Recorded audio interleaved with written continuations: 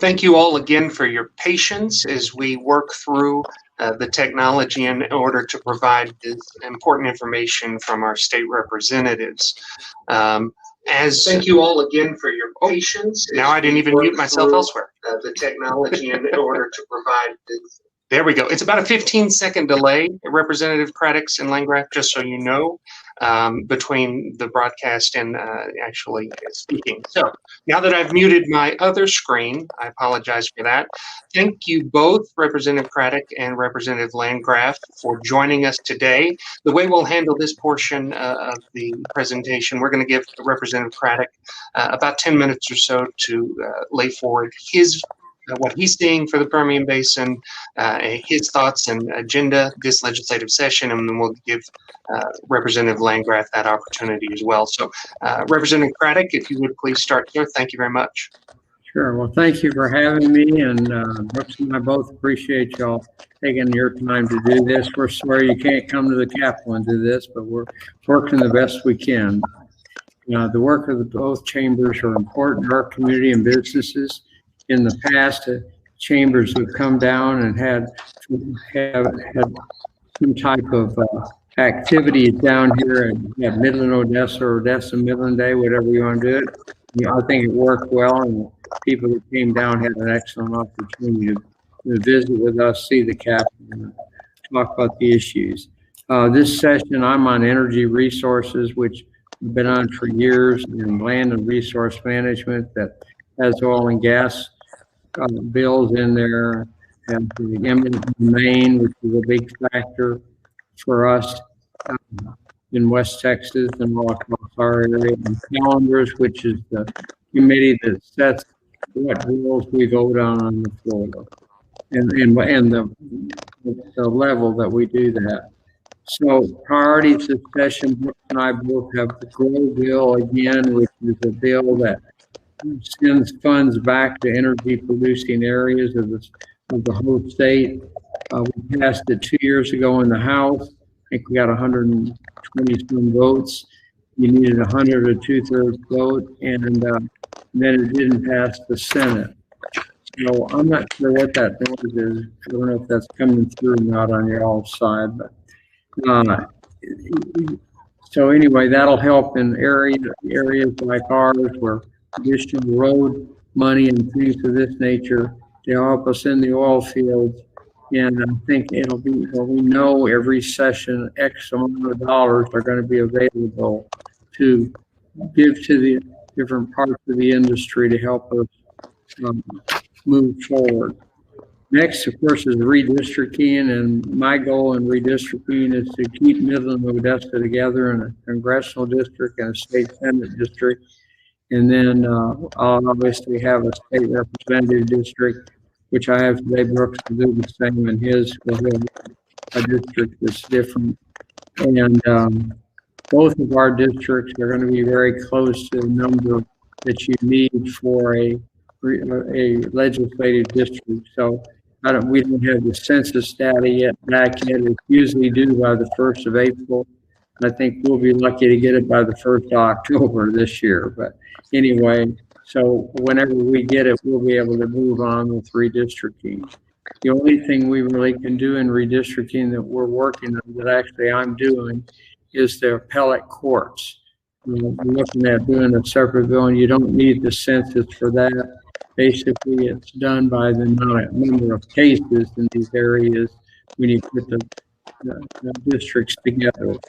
In fact, the Senate, I think, is getting ready to pass one pretty quickly.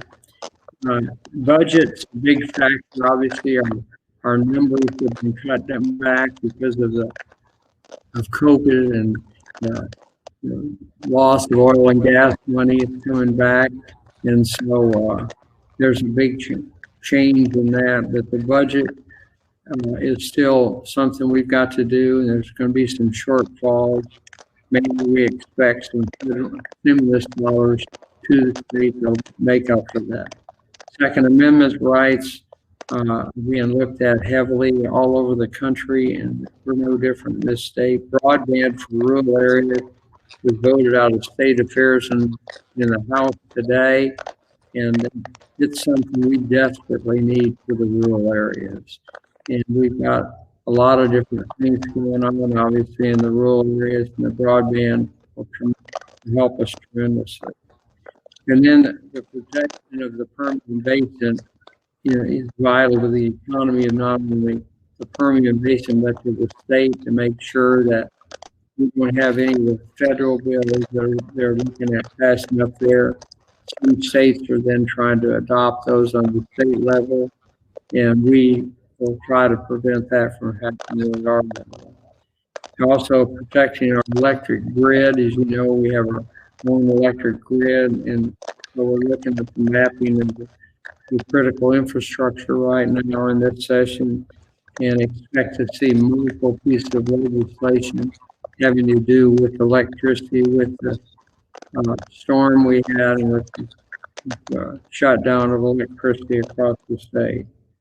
So that's kind of what the priorities are in our district and across the Permian Basin. And so I'll be glad to try and answer any questions you might have. Representative Landgraf, are you still here with us? Yes, I'm still here. He's off the screen on mine, so. Well, while we're waiting for him to come back, I know one of the things that we'd like to hear. There we are. He's back on mine, at least. Yeah. All right. Representative Landgraf, what priorities are you seeing in this session, and what can you add to Representative Craddick's comments there? Well, not too much to add to what Speaker Craddick had to offer. I mean, no surprise. The priorities that we have for the Permian Basin are extraordinarily similar. Let me just start by saying I appreciate that the Midland Chamber, the Odessa Chamber, for putting this together. Like Speaker Craddick, I'm disappointed that we're not able to do this in person this session as we normally do, but the level of engagement that this event creates is really good. It's really important, and it certainly makes our jobs as legislators easier when we have such an engaged constituency like this. So really appreciate y'all putting this together, and certainly appreciate the invitation to be able to participate. Like everything else in life for the last year, the legislative session has been significantly impacted by the pandemic, and that's something that we've been having to work around. And candidly, it's resulted in a slower start to the legislative session than normal. But I think here in the last couple of weeks, we've really hit our stride and have the legislative process has really kicked into high gear, and it's very exciting. As far as what priorities we have, I think at the start of any legislative session and going into any legislative session, it's important to have an overarching goal. And for me, that's always that we want to keep Texas the best place in America to live, to work, and raise a family. And specifically, we want to make sure that Midland, Odessa, and the Permian Basin are making our contribution by doing what we do best to that Texas miracle. But then also we want to make sure that we are a fair partner in every sense of the word for the state of Texas. So we do so much to produce for Texas, and we want to make sure that the state makes an investment in our region the way that I think that we all deserve. And I think we can all certainly agree on that. As far as some of the specific priorities, they're very similar to what Speaker Craddick has laid out, so I don't want to repeat myself too much. I will go into a few specifics. In terms of energy, we have to, again, we're the goose that lays the golden egg for the state of Texas with our prolific ability to produce oil and gas. Thanks to the good work that's been done in the legislature for decades now, we have a very good regulatory environment. We don't want to do anything to harm that. Of course, there is some concern that there may be additional regulations coming down from Washington that may inhibit our ability to do what we do best. And so we're working on a bill called the Texas Energy Independence Act that's already had a hearing in committee that would make sure that if there's any unnecessary regulation coming from the federal government, that we're not going to dedicate state or local resources to inhibit that ability. I think it's something that's gotten quite a bit of traction. And I know that it must be doing something right, because there are quite a few activist types here in Austin who don't like it. So I think that's probably a good sign that it's what we need to be doing to make sure that we can continue to be a leader in energy production. Aside from that, there are issues that we always have to make sure that we're tackling, particularly when it comes to education and transportation.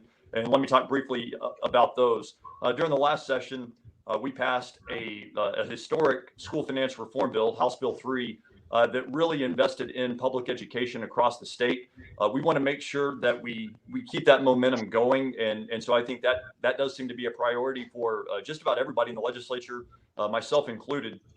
But there is one grim reality, and that is that the pandemic forced our Texas school children out of school, and we've relied on virtual learning. In some cases, that's good. In other cases, it's not. But to the extent that there has been learning loss across the state, we need to make sure that we make up for that, because that's something that we can do, and quite frankly, our Texas school children deserve it. So we want to make sure that that we're bringing everybody, all of our students up to speed, so that this pandemic doesn't set them back in their education. And as you all know, if you lose time in that educational attainment, it's very difficult to make it up. So we're trying to make up for that ground as quickly as possible. And the reality is that takes some money, and the Appropriations Committee is working to make sure that gets done, and I fully support that. Transportation is huge for us in the oil patch. Again, this session, I'm serving on the Transportation Committee, and we're continuing to work with leaders at TxDOT to make sure that we fulfill a Permian promise, to make sure that we make the proper investments in our infrastructure. I'm 100% supportive of Speaker Craddick's measure to HJR 82. I appreciate his leadership on that. That will be a very important piece of the puzzle on transportation and on education and broadband. Again, he's outlined those issues very well. Those are very important, and I'm very supportive of it. And then Speaker also mentioned, look, it's clear that we need to make sure we take steps to strengthen the grid, the electric grid in Texas, make reforms rather at ERCOT, and the Texas House of Representatives is well underway in our effort to do that. I think that's something that the people of Texas are demanding, rightly and rightfully so, and that's something that we are working diligently to deliver on with a series of bills that were passed out of committee last week. But we have to make sure that what happened in that middle week in February never happens again in Texas. Lastly, something that hits home for us in the Permian Basin is an active shooter alert system bill that I introduced that has made its way through the committee process. This is in response to the tragic mass shooting that we experienced in our communities on August 31st, 2019. Working with so many of the families of some of the victims of that shooting, one thing that there seemed to be a consensus on was, look, we need to have an alert system, kind of like an Amber Alert, in the event that there's another mass shooting of that type. We think that that's, by having that in place, by working with DPS and local law enforcement, that's a way that we can save lives without infringing on the rights of law-abiding Texans. And so that's something that we've also made quite a bit of progress on, and something that I'm very excited about. As Speaker Craddick can tell you, there are 1,000 issues that we have to deal with, so we're really just scratching the surface. But I think those are the priorities, or some of the priorities that we have that are particularly important for us in the Permian Basin. So I'll press pause there before I start rambling on too much. But again, appreciate the invitation to be here, and I'm looking forward to any questions that the group may have. Excellent. Well, thank you again both for being here. I know one question, obviously, had we been able to come to Austin, this would be an opportunity for many of our member constituents to reach out to your offices, reach out to other individual representatives and senators who might be on a committee where there is a bill that the individual member cares about. So maybe both of you could give us a little bit of a picture of what the session mechanically looks like and some of those changes, and if there's a bill important to us, how what a committee hearing might look like as opposed to what we're used to. All right. Who do you want to go first? It doesn't matter. Brooks, you want to go first? It's fine with me. Go ahead. Oh, well, so I would say that a big, so just because of the pandemic and certain restrictions, things have actually loosened up at the Capitol in terms of access a little bit more. And one thing that we've been careful to do is, if you want to come and testify on a bill, we consider this Capitol building to belong to the people of Texas, because it does. And this is where the people's work gets done. And so if you're a Texan and you want to weigh in on a bill, there is no restriction for you to come and testify, and we certainly welcome that. But knowing that some people may not be comfortable doing that right now for health concerns, one way that the legislative process has been opened up in a way that it hasn't historically, primarily because for a long time technologically it wasn't possible, but the House of Representatives has set up a public comment portal where you can go online, and I'll see if we can get the link and put it in the chat here. But any bill, any measure that you want to weigh in on, if you're for it, if you're against it, if you have a suggestion for improving the bill, you can log in and type anything that you want about that particular bill. And then when that bill is pending in a committee, the committee members will have access to those comments. It becomes basically part of the public record. So it's a way to testify and let your voice be heard in a way that has not been possible before. So I think that's the biggest accommodation that we've made to help accommodate Texans amid the concerns surrounding the pandemic. Right. Let me comment. We had our first calendar yesterday that we had this session. Obviously, it's kind of been bogged down a little bit with the problems with the COVID and everything else that we've had in the last few months.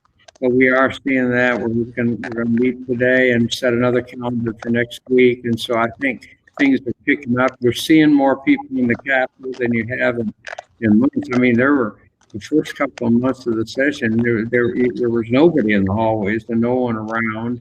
And you're seeing more people now, and people are feeling more comfortable with coming to the Capitol. I saw a couple of school groups yesterday going through, and you haven't seen those hardly at all. At least I haven't. I don't know if Brooks have or not, but you haven't seen that. So, I've had a lot more people call up and wanting to know exactly what your question asked. How do we participate? I think Brooks did a good job.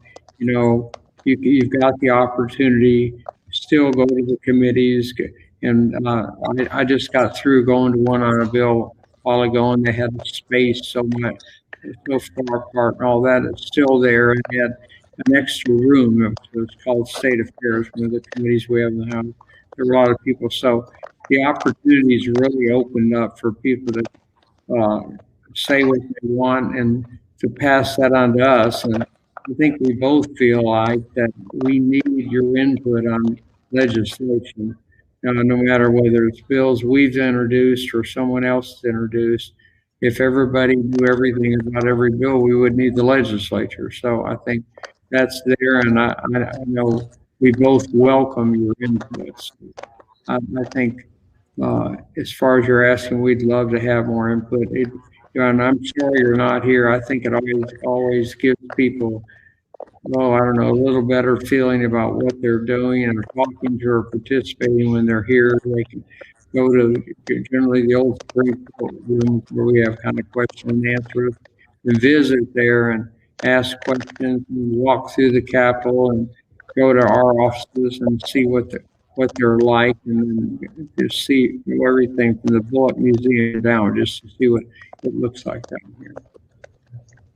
So Sean, that kind of, I think. Yes, sir. Absolutely. Question pretty well between the two of us here.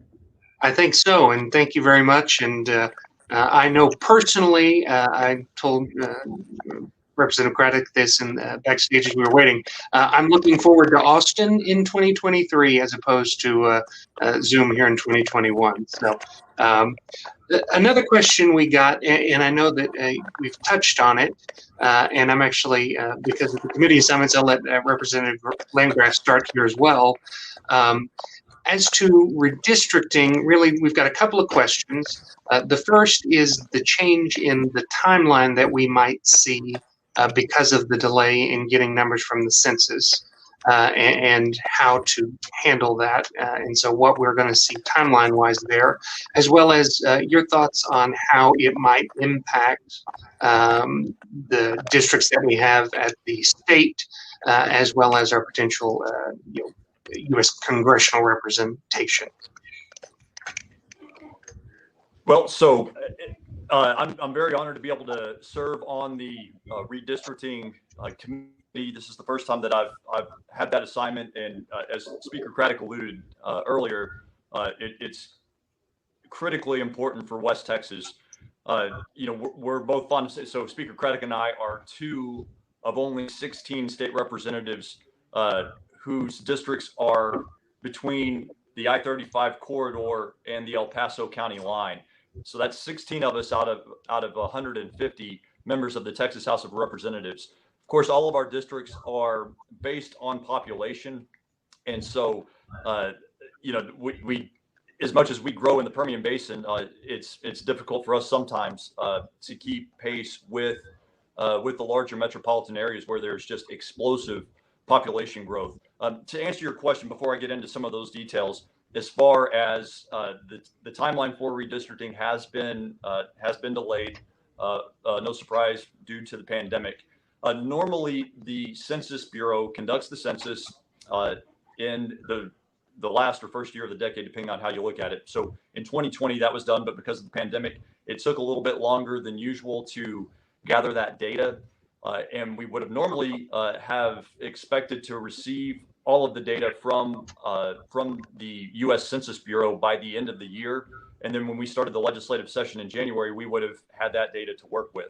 Because of the delays, we're basically expecting two sets of data. The first set will just tell us the official number of people who now reside in the state of Texas. We're going to get that data, or we're expected to anyway, as soon as next month. And so that will be the first big step into telling us what exactly we're working with. However, there has to be a more specific data set that actually tells us where those people reside within the state of Texas. And that's what we actually need to draw legislative boundaries, both whether it's for the Texas House, the Texas Senate, or the U.S. Our U.S. congressional delegation. So that data, as Speaker Craddick alluded to earlier, we're supposed to receive it no later than September 30th, but we really can't complete the work of redistricting until we receive that. So with our legislative session ending in May, we're likely to be back in the almost certain to be back to finalize the redistricting process in this fall, probably in October at the earliest. Speaker Craddick and I were talking, I think, Mr. Speaker, correct me if I'm wrong, at the end of 2019, and we were looking at what Midland County and Ector County and some of the other counties in the Permian Basin we were projected to actually have population growth that was either on pace or exceeding the statewide population growth trends, which actually would have allowed us in the Permian Basin to actually lose some of the counties that we could have given to other West Texas representatives. With the changes that we've seen throughout 2020, again, primarily due to the pandemic, that population growth may have changed. What I'm curious to see is when the pandemic hit and when oil prices dropped, did those workers have some other place to go? And if not, then it's fairly likely that a lot of them could have stayed in the Permian Basin and were counted in the census.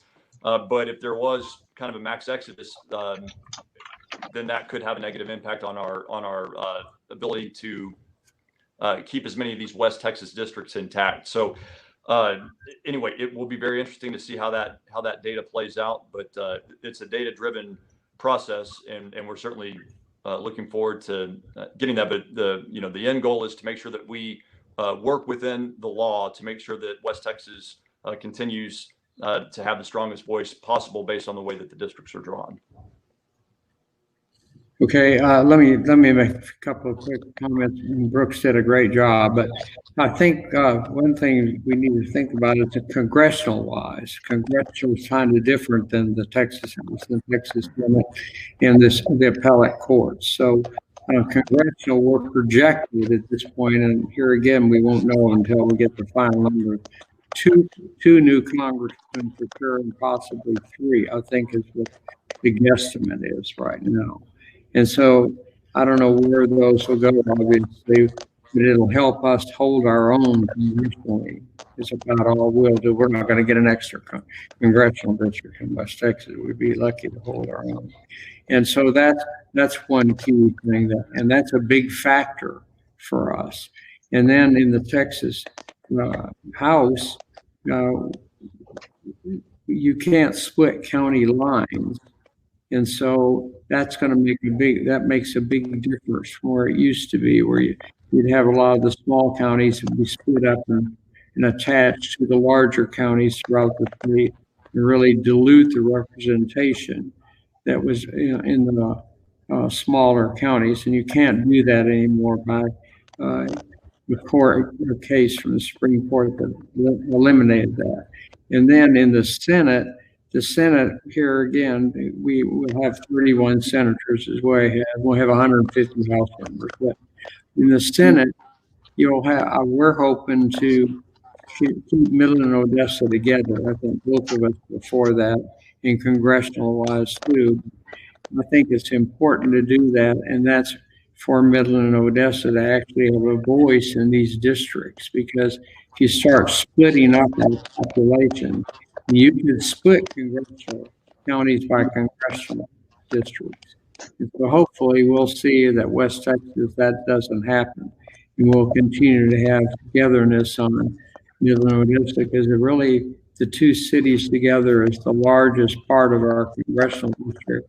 I guess San Angelo would be next, I guess.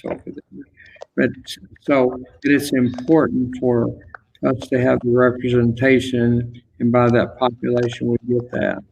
And then the other thing that there is, and this is important, and we actually changed this a couple years ago, in the appellate courts, Midland and Odessa were in with El Paso a few years ago, and we moved Midland and Odessa to be in to what we call a more rural district out there in Eastland.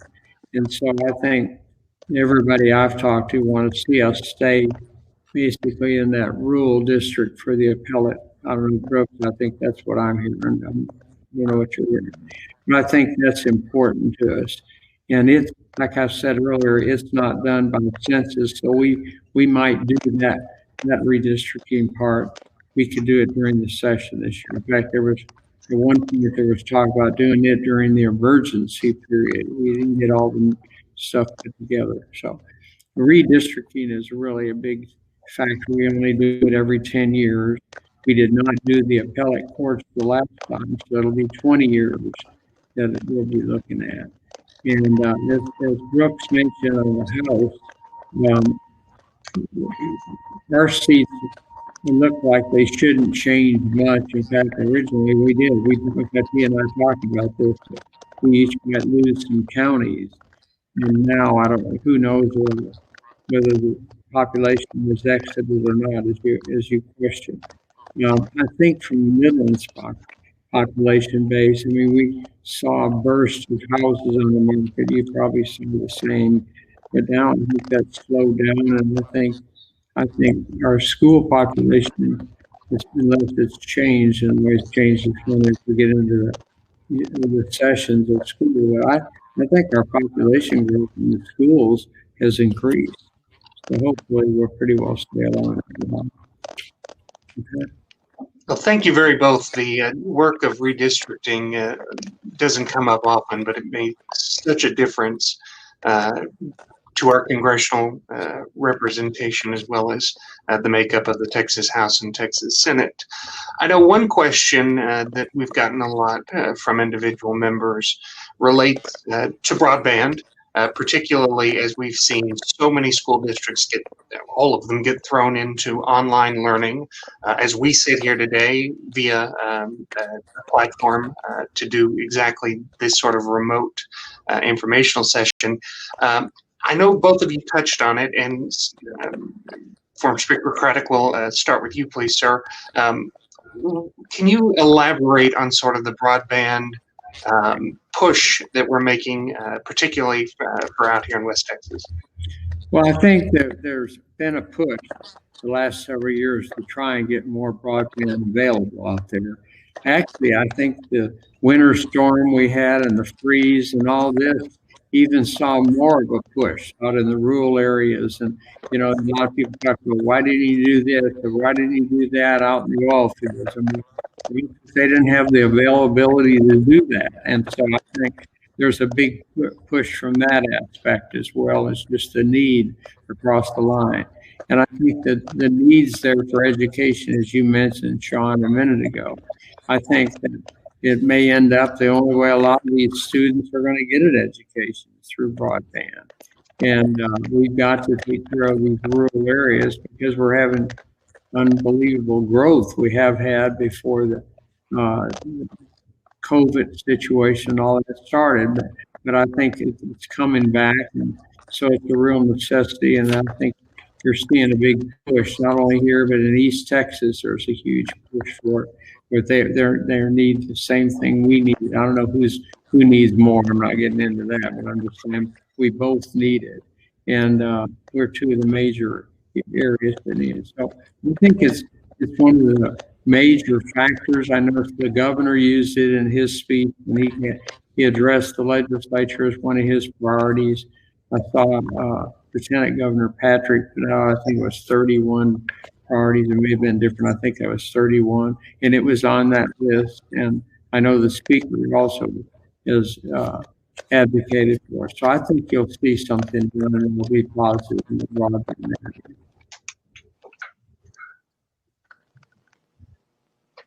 Representative Landgraf? I agree 100% with Speaker Craddick. It's the winter storm, the pandemic have exposed some of our weaknesses as a state as it relates to our broadband connectivity. I mean, what we're doing this morning is a good example of why it's increasingly important. But I mean, yes, it's a technology issue, but more than that, it's a healthcare issue as we increasingly rely on telemedicine and telehealth. But also, it's an education issue, and it's a commerce issue.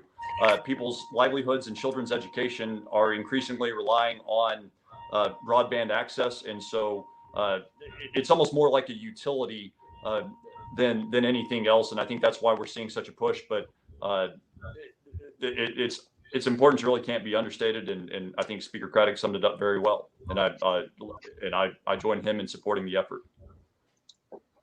Thank you both, and it truly is something that came to the front because of COVID in the last year. One of the comments that we had was work on passage of so-called Daniel's Law and protecting certain public servants and their information in order to protect them individually. But on a broader picture, with the time that we have left, I know Representative Landgraf, you brought up a potential alert system. We've gotten some questions about sort of gun rights and weapons rights generally.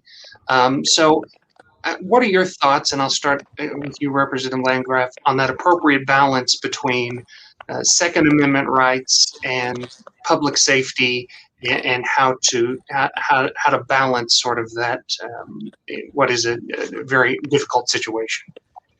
Sure. Well, no, and that's always a conversation that takes place after we've had a tragic mass shooting, and unfortunately, our communities have been added to the growing list of communities that have been plagued by terrible acts of mass violence.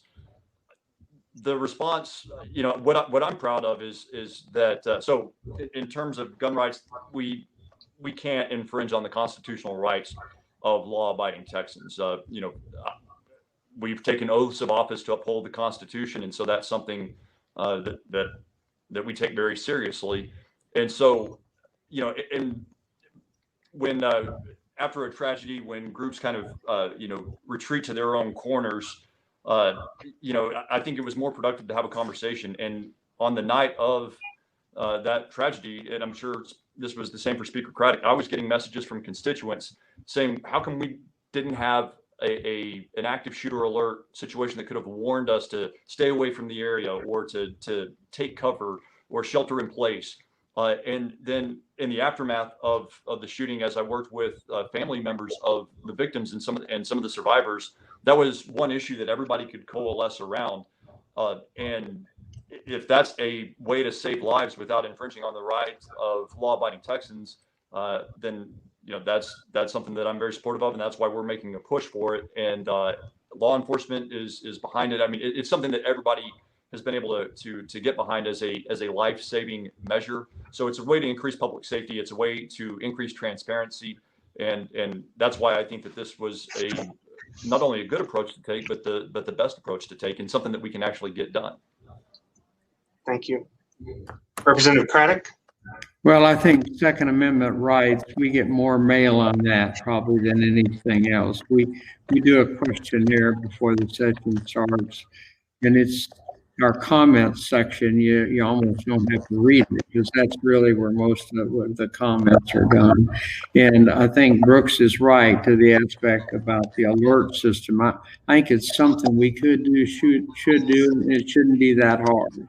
And so I think you'll see that set up and done. And I think that's a key effort in this area.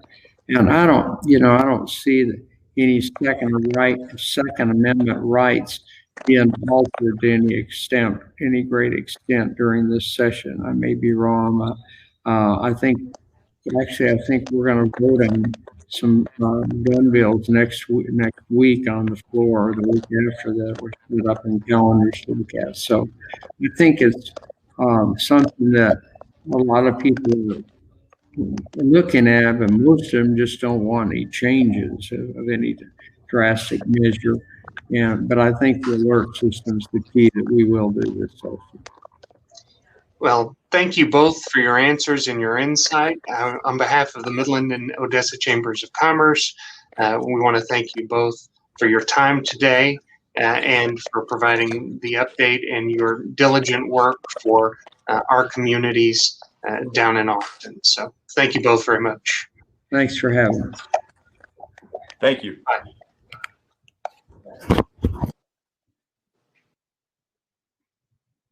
Now, to get back on schedule, it didn't take us long to get a little behind. We've got a 15-minute or so networking break.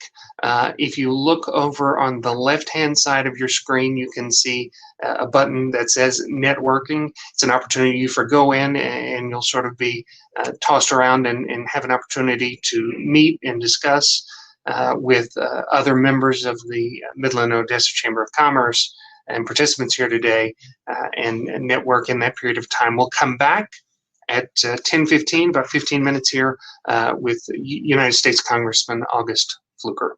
Thank you.